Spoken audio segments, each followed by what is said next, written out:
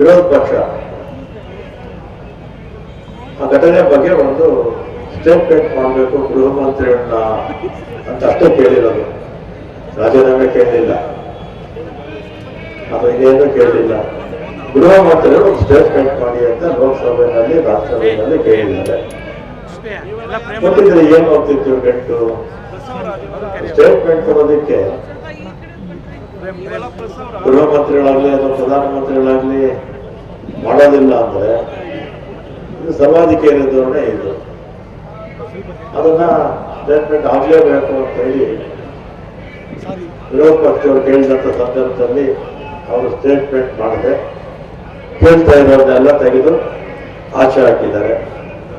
ಇದು ಪ್ರಜಾಪ್ರಭುತ್ವಕ್ಕೆ ಮಾರಕ. ಪ್ರಜಾಪ್ರಭುತ್ವ ನಷ್ಟ ಇದೆ ಅನ್ನೋದಕ್ಕೆ ಇದೊಂದು ಉದಾಹರಣೆ. ದೇಶದಲ್ಲಿ ಸರ್ವಾಧಿಕಾರಿ ಧೋರಣೆ ಬೆಳೀತಾ ಇದೆ. ನಾವು ಮಾಡಿದ್ದೇ ಸರಿ, ನಾವೇನು ಹೇಳ್ತೀವೋ ಅದೇ ವೇದವಾಕ್ಯ. ಹಿಂದೆ ರಾಜ ಮಹಾರಾಜರು ಅವ್ರು ಹೇಳಿದ್ದೇ ವೇದವಾಕ್ಯ. ಅವಾಗೇನು ಕಾನೂನು ಇರಲಿಲ್ಲ, ಯಾವುದೂ ಇರಲಿಲ್ಲ. ಈಗ ಕಾನೂನು ಇದೆ, ಇಂಡಿಯನ್ ಪೀನಲ್ ಕೋಡ್ ಇದೆ, ಸಂವಿಧಾನ, ಅಂಬೇಡ್ಕರ್ ಅವರು ಬಿಟ್ಟೋಗಿದ್ದಾರೆ.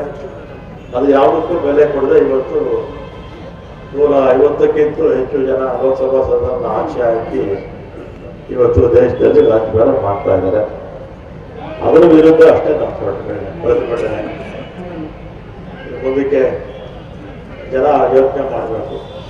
ನಮಗೆ ಹಿರಿಯರು ನಡೆಸಿಕೊಟ್ಟಂಥ ಸ್ವಾತಂತ್ರ್ಯ ಅದನ್ನು ಉಳಿಬೇಕಾಗಿದ್ರೆ ಇವತ್ತು ಈ ಸರ್ವಾಧಿಕಾರಿ ಧೋರಣೆ ಹೋಗ್ಬೇಕಾಗಿದ್ರೆ ಚುನಾವಣೆ ಸಮಯದಲ್ಲಿ ಏನ್ ಮಾಡಬೇಕು ಅಂತ ಜನ